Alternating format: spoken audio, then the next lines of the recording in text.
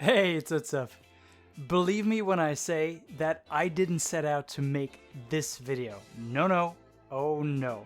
No, what I had planned to bring you was a simple, long-term review of my Logitech G Pro mechanical keyboard that I have been using ever since September 2018. After I reviewed the B-roll footage I shot, I kinda wish I had planned this video around Halloween. So, in addition to my long-term review, I plan to give you the absolutely filthiest keyboard you have ever seen. So stick around.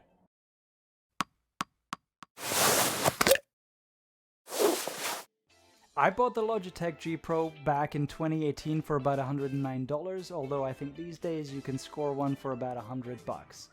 At the time, I had become obsessed with TKL mechanical keyboards, and the Logitech G Pro checked a lot of boxes. It was well constructed, it didn't have a lot of the RGB light bleed from underneath the keycaps that I saw in a lot of the other boards available at that time, and in general seemed like it fit my budget really well. So, what's it like to type on? Let's find out.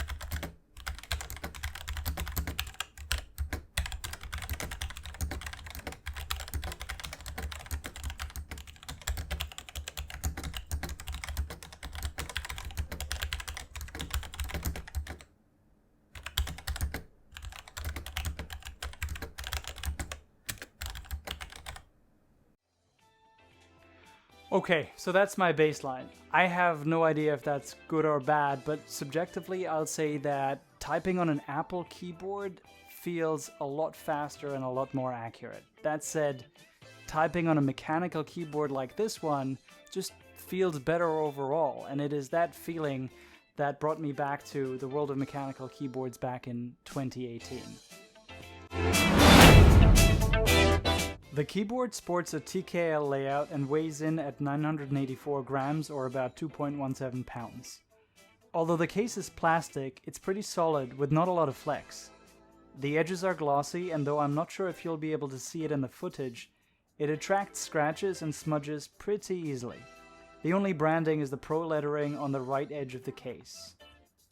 What you will see, and what I was horrified to discover after I reviewed this B-roll footage, is just how filthy this keyboard has become over the years.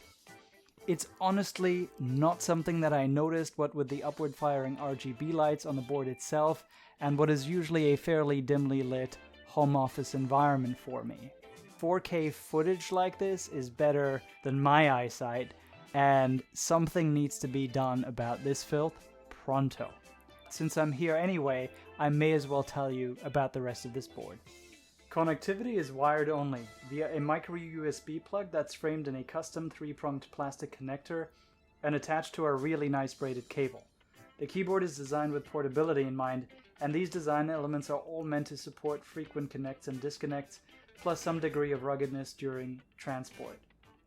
I'm obviously no pro gamer, so I have no idea how well this holds up in real life. I will say that I do like the wired-only connectivity, as it means lower latency and one less battery that is going to fill up a landfill at some point down the road. The board supports 3 typing angles, flat, plus 2 steps that are decently rubberized and keep the board from sliding around on smooth surfaces. Pretty nice. The G Pro sports 7 default RGB patterns, and the button at the top right toggles RGB illumination on or off. With the Logitech G Hub software, you can customize things even further. More on that a little later. To be honest, the whole RGB thing got old pretty quickly for me. I originally had this board paired with a G903 gaming mouse, and Logitech's LIGHTSYNC software lets you sync the RGB pattern across both devices. For me, the mouse turned out to be a bit fussy, and I replaced it with an MX Master 3 that I love. So that, coupled with the fact that, the RGB isn't something you really see when you're touch typing, meant that I quickly lost interest in it. But if RGB is your jam, and you're looking for a board with no bleed, then the G Pro totally delivers on that front. The software is pretty straightforward to use. For the G Pro, you get 3 sections. LIGHTSYNC, which lets you tweak the board's RGB settings to your heart's content. Assignments, which lets you customize what different keys and combos do, even record macros. And Game Mode, which lets you select keys that will be inactive when this mode is enabled via the dedicated button on the keyboard, so that you don't accidentally do stupid things while gaming. I use the software maybe once or twice to fiddle with the RGB settings and to configure LIGHTSYNC. I haven't really played around with assignments though, because I regularly have to switch between Mac and Windows layouts, and that's about all the context switching my muscle memory can handle. For what I wanted out of a mechanical keyboard, I'd say I got my money's worth. The G Pro is extremely well built, and the typing experience is really solid, and with minimal fatigue. The lack of wireless connectivity is actually a plus in my book, as it means that my laptop is extremely quick to wake up from sleep mode and very responsive when I begin typing. The software is also extremely easy to use and has way more features than I've had the need to explore. There is chatter that has developed in a few keys since I first got the keyboard, and that can probably be fixed just by pulling off the keycaps and giving them a good old-fashioned cleaning, something that this board clearly needs anyway.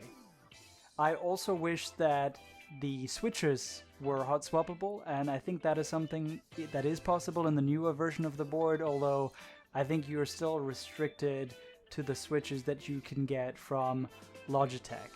But mainly, this board got me to understand what I like in a mechanical keyboard and what I don't like, so that the next one is hopefully a better fit and one that I'm gonna look after a little bit better than I did with this one.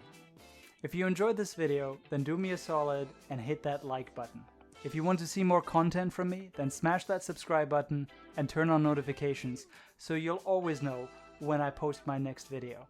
And lastly, if you want to see a video about how I clean this keyboard, then drop me a comment down below. Thanks for watching, and I'll see you in the next one.